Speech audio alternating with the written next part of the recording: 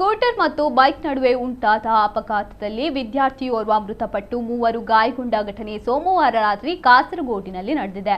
Scooter ಸವಾರ 17 ವರ್ಷದ ಶಹಬಾಸ್ ಹಸನ್ ಮೃತ ಬಾಲಕ. ಈತ ಉದಯಗಿರಿಯಲ್ಲಿರುವ ಕೇಂದ್ರ ವಿದ್ಯಾಲಯದ ವಿದ್ಯಾರ್ಥಿಯಾಗಿದ್ದಾನೆ. ಇನ್ನು ಈತನ ಜೊತೆಗಿದ್ದ ಸಹಸವಾರ ಹಾಗೂ ಬೈಕ್ನಲ್ಲಿದ್ದ ಇತರ ಇಬ್ಬರು ಗಾಯಗೊಂಡಿದ್ದು ಇವರನ್ನು ಮಂಗಳೂರು ಆಸ್ಪತ್ರೆಗೆ ದಾಖಲಿಸಲಾಗಿದೆ. ಸದ್ಯ ಮೃತದೇಹವನ್ನು ಕಾಸರಗೋಡು ಜನರಲ್ ಆಸ್ಪತ್ರೆಯಲ್ಲಿರಿಸಲಾಗಿದ್ದು ಕಾಸರಗೋಡು ನಗರ ಠಾಣಾ ಪೊಲೀಸರು ಈ ಬಗ್ಗೆ ಪ್ರಕರಣ ದಾಖಲಿಸಿ ತನಿಖೆ ನಡೆಸುತ್ತಿದ್ದಾರೆ.